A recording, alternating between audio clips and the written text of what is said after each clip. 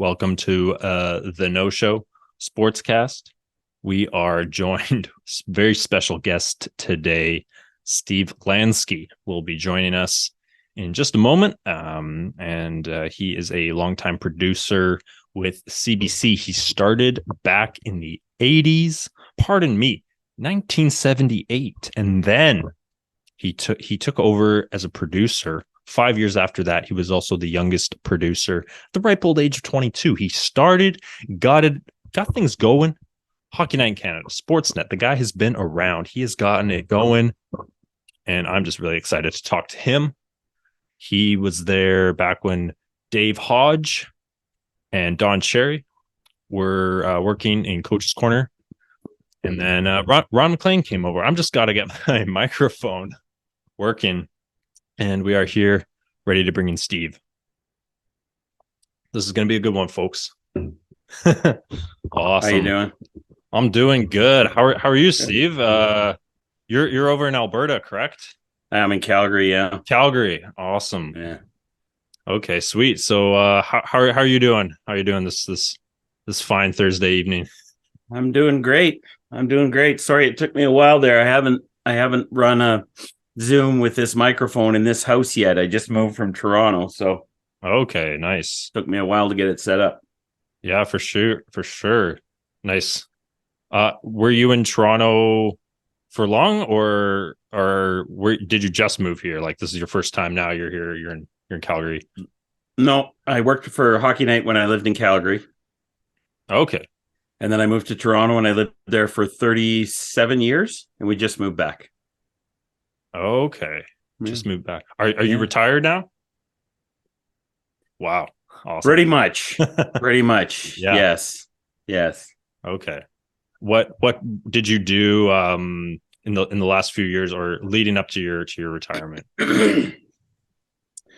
So for the last 8 years, I did a bunch of stuff, but the main thing was actually not so much in production. I did all of TSN's research for their international hockey package.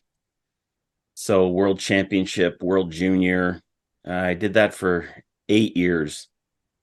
And then before that, it was just nothing but producing.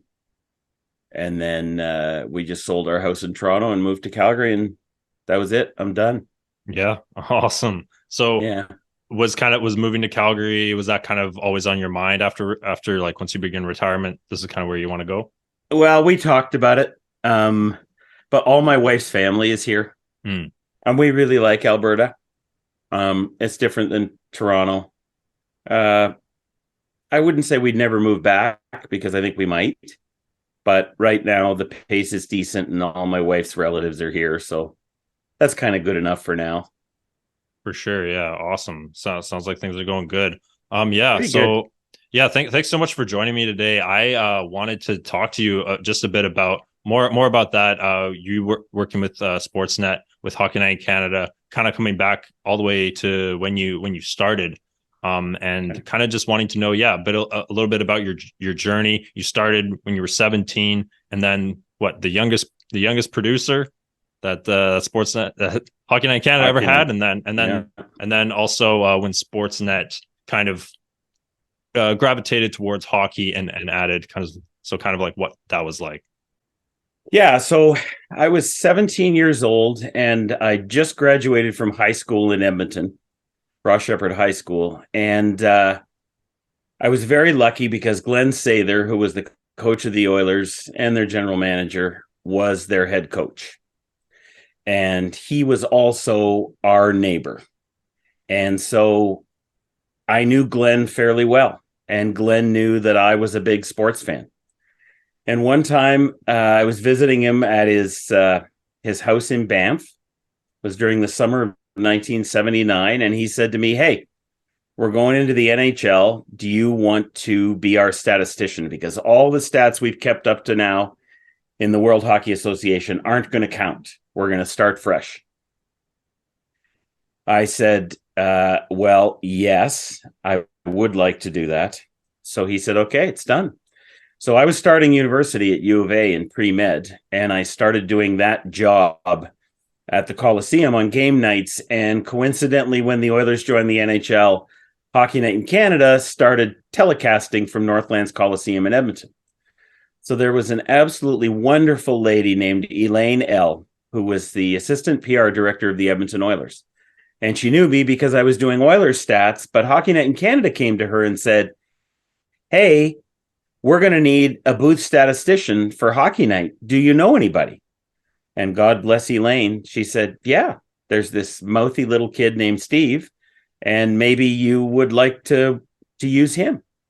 And that was it. So my first day in television was October 1st, 1979. And I was 17 years old. And that's basically how I got started at Hockey Night. And I did that stats job in the booth for 4 glorious years. They were really fun and exciting. That's awesome. Yeah. Wow. And then 5 years after that, how did you transition from that job? Yeah. So I was a stats guy for 4 years. And one of our producers was a guy named John Shannon, who's still a broadcaster here in Canada. He came into the truck one day and I was in the booth. I didn't see the people working in the truck every game. I would just go in, have dinner, go up to the booth, put on my cans and start to work. But John was really angry that day, like really ticked off. And I said, John, what's your problem? Mouthy kid at 20. And he said, Lenny quit. And Lenny was his associate producer. And I don't know why to this day I said this, but I said, oh, that's too bad, John. When do I get the job? And he said, you don't just get the job, you got to apply. So now this is like a Wednesday night game, St. Louis at Edmonton. The game ends. I drive home. I still to this day don't know why I did this. I drove home. I typed up a resume. I put it in an envelope. I found out what time the first courier left Edmonton Municipal Airport in the morning. And it was about 6:30 in the morning. 6 o'clock, I got up. I drove to the airport. I took the envelope. I gave it to them, and I had it couriered to John's office. It was on his desk by 9 o'clock that morning. John wasn't even back from Edmonton yet. John got to his desk at 11 o'clock, and my resume was on his desk. And, there's no faxes. There's no email. And he told me later, he said, I knew at that minute I was going to hire you because you had the initiative to do that day. And I still don't know why I did it, but I'm glad I did. That's awesome. Yeah. And then, so you got the job, started producing for Hockey Night in Canada. I imagine some of the equipment nowadays would appear pretty ancient, but what was kind of like your day-to-day tasks that you were doing when you were producing down there? I can't imagine, way back then. It was barbaric. So we only knew what we knew at the time. Some of our trucks had 2-inch machines, which didn't have slow-mo capability. Most of the trucks had 1-inch. You could slow-mo on 1-inch. But no machines were digital. So you had to rack machines back and hand roll them. The tape offs had to hand roll them. So that was kind of the biggest difference between then and now. Now it's all instant recue and re-rack, and there aren't even tape machines. Tape doesn't even exist. So that was quite different. And there was no email. There were no faxes. There was only something called a Twix, which was almost like a telex machine that you could type into, and it would tick, tick, tick, tick, tick out the other end if the other company had a Twix. But the basic nuts and bolts of producing is never going to change, because that's dealing with people and putting good / great / your very best television on the air. So that's never going to change. But the way we did it versus the way they do it now, I can't think of a great way to describe it other than we had a handful of balloons, and we had 3 balloons, 1 yellow, 1 blue, and 1 green. Now they have 100 balloons in 100 different colors. So they can do whatever they want. We were limited. So we really had to be good producers and good creatively I'm not so sure that exists to that degree anymore. Hmm. What do you mean balloons exactly? Balloons, just a metaphor. Hmm. Balls in the air. We had 50 balls in the air. Now they just have 3. Producers, how do I explain this? Producers are so guided now by other people and other things Hmm. that they don't have to be as creative and imaginative and as quick thinking and as fluid and as thoughtful as I think we had to be. I mean, the mid 80s was the golden era of Hockey Night in Canada. It just was. I mean, Hmm. we Yeah. wore those light blue jackets and we were, I mean, gods is an overused term, but man, oh man, we walked into a rink and everybody looked at us when we walked into the rink because we were Hockey Night in Canada and we were Yeah. the only game in town. We were the only show in town. We were the only show who knew to produce hockey. We did weekend games. We did midweek games on 5 stations in Canada. We owned the hockey world at that time. And now it's not like that. And you just don't have to be as qualified to get and do the job. Hmm. Absolutely. Yeah. Wow. That's definitely interesting. For sure. And while you were a producer there, so I believe it was 1981 when Hockey Night in Canada decided to bring on Don Cherry, and I was reading that they got him doing play by play first, but they couldn't let him do play by play after a while because he was just became such a homer for the Bruins and the Maple Leafs, and so they had to find another position for him. So now I kind of want to ask you a few questions about Don Cherry and going into when Dave Hodge was there with him, and then you you were there only for a little while when Ron MacLean joined. I believe he joined in '86, and so yeah, kind of like the beginning of Coach's Corner and what that was like at the early stages for you. There's a lot of topics. I'll do my best. So Don was an analyst in the booth at the start. He was not good. He was not disciplined. I did not produce with him as an analyst in the booth, but I worked as a stats guy. So there was me, Tim Dancy in Edmonton, who did play by play. Loved Tim. And then Don Cherry. And the most memorable moment I have of Don being an analyst was the night Wayne Gretzky scored 50 goals in 39 games. I don't have it in front of me. I think it was December 30th, 1981. And Don didn't let the crowd ride the goal. So Wayne scored the long empty net goal with Bill Barber diving to try and save it. Tim Dancy called it, and then Don started talking. And John Shannon, who I mentioned earlier in the truck, let Don have it in no uncertain terms. Several words that are not in any dictionary. And if you watch the raw clip of that goal, you hear Don stop talking. And that's because Don has been asked, not politely at all, to stop talking. So Ralph Mellenby, who was our executive producer at Hockey Night, he was a legend. I don't use that term lightly. He decided Don would be better in the studio. So Don goes in the studio with Dave Hodge. I don't know if you know Dave Hodge. Dave Hodge is, how do I say this? Not particularly tolerant of anything. That's the best way I can put it. Mm-hmm. And Dave's not even tolerant of Dave if Dave does something Dave shouldn't do. So Dave's tolerance of Don Cherry was very, very low because Don hadn't done anything to get there except be a friend of Ralph Mellenby. And people started to love Don. And I don't think deep down Dave respected that. And I can understand that to a degree. Mm-hmm. And I remember one time we were in Calgary. And this is back in the day before they had an open line between studio and rink that was open all day. We had a 15-minute satellite window from, let's say, 3 to 3:15. Mm-hmm. Our game was at 5 o'clock Mountain Time. From 3 to 3:15, the window opened, and Don Cherry was in Calgary. I was producing. Dave was the host.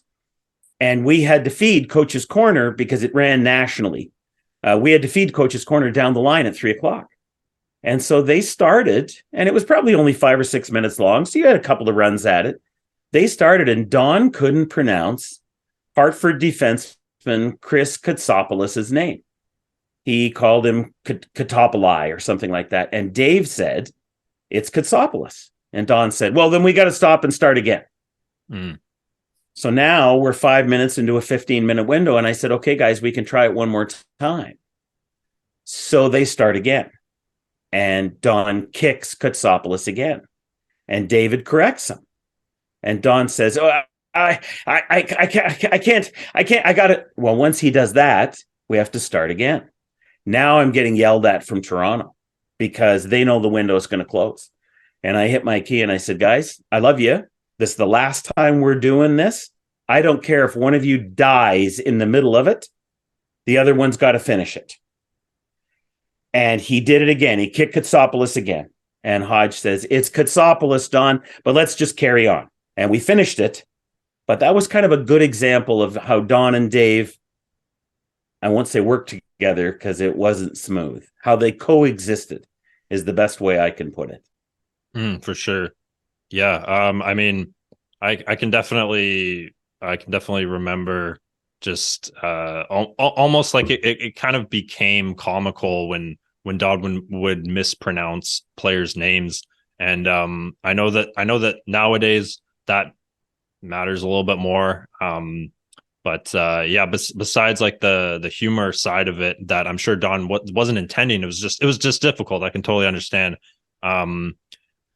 So Dave being with Don didn't seem to work out. You mentioned it seemed more like they were just coexisting in the same room together. They bring Ron in 1986. Did he almost alleviate or just balance off Don, as we kind of just seen the two of them work together for so long? It seemed like almost the two of them just worked out so well. Yeah, so that's a good question. So I was there the day we hired Ron. John Shannon and I think we auditioned 11 people in Calgary at CFAC 2 and 7. It was at the time. But John had seen Ron do weather in Red Deer. I think he was on CKRD. I'm not sure. And so John knew that Ron was probably going to be the guy who got the job. So I've never admitted this anywhere before, but the audition we gave Ron was substantially geared to Ron succeeding. That's the best way I can put that. Ron was given Jim Poplinski as a studio guest. The out-of-town scores were all spoon-fed to him, whereas the other 10 guys we auditioned didn't quite get the same coddling that we gave Ron. So Ron got hired. Now, when Ron got hired, he didn't do Hockey Night in Canada. He just did 2 and 7 in Calgary. He replaced Jim Van Horn. But Dave lost his job when he flipped a pencil on the set in Toronto. And he ended up not being asked to return to Hockey Night in Canada the next week. Nobody talked to him. And Dave is very single-minded. And when nobody talked to Dave said, well, that's fine. I'm not doing the show. So fortunately they had Ron and they could bring him in. But Ron was incredibly, even though Ron had been hosting for 2 or 3 years, he was incredibly intimidated by Don. Incredibly intimidated. And if you watch some of the old stuff before Ron was comfortable with Don, it's almost uncomfortable to watch. Because Don talks down to him and Ron does not know what to do. Ron does not know how to respond. But of course, Don would love that because that's not what Don had with David. So Don would just grow and grow and get bigger and bigger because he had, for lack of a better term, a lapdog beside him who would kind of do whatever he wanted. And so that's how the Don and Ron relationship developed in the beginning, and probably for the first 10 years or so, I would say. Yeah, that I can kind of see how just like my earliest memories of watching Coach's Corner, Don would kind of have his way. Do you think that that that those early stages with Ron, it kind of had just taken over the inertia of kind of it being Don's show and Ron kind of facilitating, bringing the topics to his attention, and then kind of just like moving things along in a timely manner. Do you think that was kind of just it started early and it just never really stopped? Yeah. So when you worked with Don, most studio shoots, I mean, it's kind of a no-brainer when you're in production. There'd be two cameras. There'd be a wide camera that is a two-shot and a tight camera on Don. If you watch Coach's Corner, it's a single camera shoot. Don did not know where to look. Don said, I don't like this. I don't know where to look. I just want the one camera to look in. I just want the one camera. So that was it. Coach's Corner was always a one camera shoot because that's what Don wanted. And it was such a vastly different dynamic when Don went with Ron. And Don used to say, I can still hear him saying, he said, it's not called Host Corner. It's called Coach's Corner. That's for a reason. And that was when Don was puffing his chest. And if anybody was pushing back on anything, Don became very territorial and proprietary with that show. I'm not sure I blame him, but it happened slowly over time. And there was really, as you see, when it came to the end, there was really no way to stop the train, because once the train started, it just became bigger and bigger. It was like a giant snowball coming down the hill. Yeah, totally. I can definitely see that. One of the things I think, actually, I have a question. Do you think I remember you mentioned earlier when Don wasn't doing Coach's Corner, he was an analyst. You mentioned that he was like getting popular, or he was just like gaining traction. Is that what you mentioned? While he was an analyst? Yeah. Well, I think Don gained traction from the very beginning because he was kind of a breath of fresh air. Like when, I don't know if you're old enough to remember who did color before Don, but I mean, it was guys like Brian McFarlane and Bob Goldham and, Brian Conacher probably did a little. Like, they're not really, I love Brian McFarlane to death, but they're not really dynamic people. So Don was kind of like Tony Romo in the NFL booth, in that when he came in, and John Madden too, for a different generation. Yeah. Don came in and it was like, who is this guy? We've never heard this before. Now, the problem was Don wasn't as structured in his thinking. That's the kindest way I can put it, as say Tony Romo would be, or even John Madden would be. So you have to be somewhat structured as an analyst. You have to be ready to receive replays. You have to be able to talk about what you're looking at. You have to be able to form your thoughts very quickly. Don couldn't really do any of those things. Yeah. So being an analyst wasn't for him, but that was his first exposure on Hockey Night. And then people got to know him. And Ralph Mellenby said, hey, let's get you out of the booth and let's get you your own show. And that was kind of the kickoff point for Don in his big career at Hockey Night. Yeah, definitely. What I was going to say earlier was like one of the things that I just like was always on board with it in Hockey Night Canada was kind of the way that I would almost see eye to eye with Don, in the sense that I loved great Canadian kids, some of his trademark sayings, great Canadian kids, hard, tough hockey players, guys that make winning plays, that make the plays that make the difference in the end, hard workers, things like that. Obviously, those are things that a lot of people can almost like Don almost had like a cult following. He had people that would rally behind him and agree with a lot of those things that he would say, pump their fists, so to speak. And I was definitely on board with that. Obviously, there's things that as a broadcaster, or maybe just not as a broadcaster, you're passionate about, but then you bring that into your professional kind of situation. Do you think that there are things that Don kind of like things kind of snowballed with his intimidation for Ron, and kind of just the way that he did things in the studio that just never really stopped?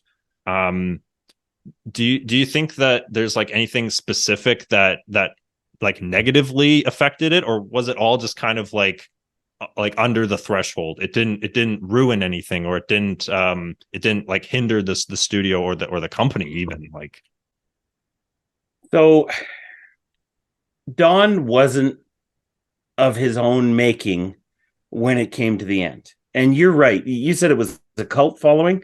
I would argue that a cult is probably a smaller group of people. I think he had a huge following. And you're right, saying these guys were tough Canadian players. When he owned the Mississauga Ice Dogs, Don refused to draft players from Europe to that major junior hockey team in the Ontario Hockey League. That's a fairly hard stance to take. And he walked it back years later. And I think he admitted it was a mistake. But that was the way Don was. But I think what happened was Don presented those sides to his game and to his show, because that's how he grew up. That he played for the Rochester Americans in the American League. I think he only played one game in the NHL. The only way he was getting there was to be that kind of player. So that's the kind of player he liked. He loved the Stan Jonathans and all those tough guys that he had throughout the years. And hockey ebbs and flows. There are times when tough guys are the be-all and the end-all. And there are times when they aren't. But Don was kind of a one-trick pony that way. And here's where production did Don a horrific disservice. The very first time Don talked about something that wasn't hockey, he should have been stopped immediately. We're not going to praise our boys on Remembrance Day. We're not going to touch on this. We're not going to touch on that, soldiers and war. And we're not going to touch on that.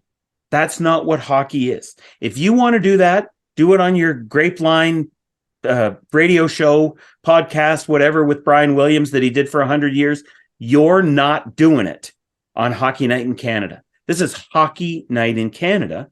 We're going to talk about hockey. Now, Don would have pushed back, and whoever was standing there would have had to have the guts to say, dude, we're either doing it this way or there's no coach's corner tonight, period. But the problem is they don't all stand in unison. You get executive producers who have what's below no spine? I don't know what it would be. They have no spine whatsoever. And nobody ever stood up to Don and said, Don, this isn't right in this show. We're going to have to put this somewhere else. We're going to have to put a pin in that. We're going to talk about hockey. And nobody ever did that. And that's where the beginning of the end started for Don, because he was allowed to do things he never should have been allowed to do. Yeah. I remember just like reading some of his quotes, some of the things that he would say, and yeah, it definitely kind of, I would say it definitely kind of like tainted his view. By not everyone now watching Coach's Corner would look at him the same way, just like as almost like the things kind of grew and grew over, or the things that he was saying. I remember he made comments on climate change and just things that aren't relevant, like you're mentioning. Right. That Oh, they're relevant, but they're not relevant on Hockey Night in Canada. Yeah, exactly. That's the problem. That's exactly right. That's right. Yeah. So the first time he said something about climate change, no, we're not talking about that here. I get that you have opinions about that, Don. I get that. And I love that you're passionate about XYZ. Yeah. Not on this show, you're not. But nobody ever did that, because Don got so big, they're all afraid of Don. Afraid of Don. Yeah. What the hell are you afraid of? The guy's a coach who, he knows how to coach hockey and talk a little bit. What are you afraid of? But once the producers become afraid of the on-air people, it's a bit of an issue. It really is. Yeah, totally. And then obviously, like leading up to his last few years, I believe he was 85 when he got let go from Sportsnet. And I mean, did you think that the guy was ever going to retire, or did you think he was just going to keep going until like? That's a good question. I thought 6 times. I'm just picking that number. I thought, I was watching Hockey Night and I thought, this is it. He has just stepped over the line right here. and a couple of them he had to walk back. But if you'd have said to me 20 years ago, how's this going to end? I would say he's going to say something on the air that's going to get him kicked off that show. Mm-hmm. Sure enough. But I thought there were just as many heinous things before he finally made his final comments that were just as bad. But it was time for two reasons, because number one, like you said, with climate change, he got if you're supposed to stay in your lane, he wasn't on his lane. He was on a completely different highway. Mm-hmm. But the other thing is you age out in that job. You just do. You don't have a connection with 25-year-old hockey players anymore. Oh, you can talk to them about certain things, but their way of seeing the game is so far beyond where you saw it that you just automatically age out. And there's nothing you can do about it. And so I think he aged out in two ways. But when the end came, I suppose I was surprised, because I thought this guy's bulletproof, but obviously he's not. Yeah, definitely. Were you, I mean, obviously, were you surprised, like, when he got let go in the way that he did? Like, do you think maybe saying the things that he did about immigrants and not getting poppies, he could have gotten let go before? Because I feel like there was probably things that he said earlier that could have warranted that. Totally. Was I surprised? The only thing I was surprised about, I suppose, was that he didn't stand up and say, sorry, guys, what was I thinking? That was the stupidest thing I could have ever said in my life. I'm so sorry. I'm going to stick to hockey now on Coach's Corner. No more climate change, no more anything else. I'm just going to stick to Coach's Corner. He might have been able to, bring it in off the ledge if he'd done that, but he's so stubborn. And I think his time was done at that point anyway. And I think he knew that. And I think that's justified by the fact that we haven't really seen him a ton of places, but he was really badly hurt. He was really badly hurt by what Ron did, and how Ron dealt with that, and how Ron basically just shoved him under the bus the next day on his hometown hockey. Like, that had to be tough for Don. He was a giant personality for 35 years, maybe a little more on Hockey Night. That's hard to end, no matter how you end it. Mm-hmm. Yeah. I mean, Ron's got to cover his ass, and he's still rocking it, right? Like I don't remember when George Stroumboulopoulos came in, but I mean, Ron came, he left, he came back. And I mean, part of the stubbornness, like you say, it's almost like it would be out of character for Don to be apologetic. And, I remember I don't know how he made statements back when he got let go, but I remember reading that he stands by what he said. And I was just like, okay, well, I mean, that's just going to add fuel to the fire if we're going to make a big deal out of this. And that's not exactly what happened, but obviously, I don't blame Ron for what he did. And I did read also that Don was saying that I absolutely, I can see him being completely like hurt and almost like maybe betrayed a little bit, but I do remember him acknowledging that he believes in forgiveness, and I mean, that's awesome to hear about. And that includes Ron MacLean as well. And yeah, I just think that it's unfortunate to see. I remember just being so disappointed, because now, like, one of my favorite shows, like I would watch it. I would watch Coach's Corner, first intermission with my dad for 15 years or whatever the case. And now it's over. So I felt, frustrated. And I was in college at the time, and during my one of my classes, we talked about it. It was a news reporting class, and we were talking about Don Cherry getting let go. I didn't have a whole lot of opinions about it at the time, but it's just kind of a silly thing for him to get fired over that. But it's almost just like the studio was ready for it, and or the Sportsnet was ready for it, and yeah, I think it is like there's so many different components to it, and yeah, it's difficult to see, but where were you working at the time? Like, were you what was kind of going on with you at the time? This was like within 8 years ago. Yeah, I don't know exactly where I was. I was definitely watching it. And then of course it blew up.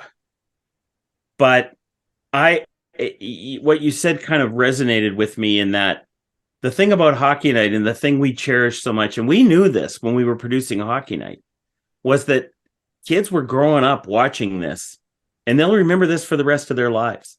Like, people of my age, because I was so young when I did Hockey Night, I was doing it for people my age.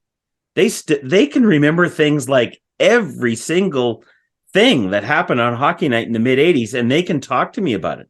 So you don't remember that stuff unless it's really resonating with you. And that's what's really hard, is Don just wasn't a television commentator. He was an icon. And when icons that you've grown up with for years and years and decades suddenly aren't around for reasons of kind of their own doing, that's kind of hard to watch. And I think that would be the best way I could characterize that with Don. Is it was just kind of hard to watch. Yeah. Well, hey, that was a great conversation. Lots of insight. Yeah, that's all the questions I've got. Well, thanks so much, Steve, for taking the time and talking to me about this. This has been on my mind. This has been, yeah, something that I've always kind of been curious about. And yeah, thank you so much for spending the time with me to talk about this. And yeah, thanks so much. My pleasure, Matt. Always makes me smile to talk about Hockey Night. I could talk about it forever. So it was my pleasure too. Thank you. Awesome. Yeah. Thanks, Steve. Take care.